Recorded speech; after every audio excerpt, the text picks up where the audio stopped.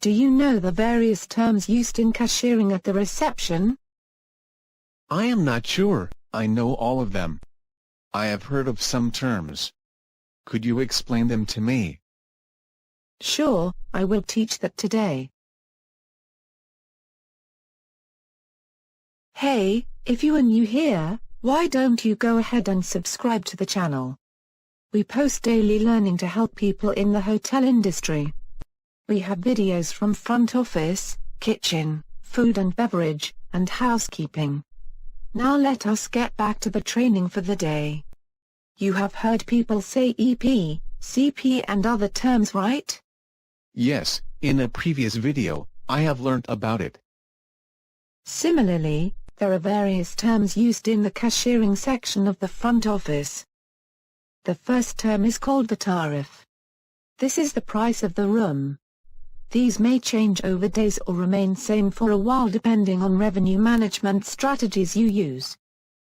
Alright, it is like the best available rate if I am not mistaken. Yes, the best available price is one of the tariff that can be applicable. Any rate paid by a guest can be called as tariff. Another term used is a paid out. A paid out is an expense made by the hotel, on behalf of the guest. During departure that amount has to be added to the room and charged to the guest. Paid out are usually small payments. For example, to pay for some medicine or a taxi. Every hotel must have a paid out limit so that we do not treat the front office like a bank. I have seen someone pay once, to receive a guest package. Yes. Any small payment is possible. The next term is allowance. Allowance means discounts that are passed to guests during final billing.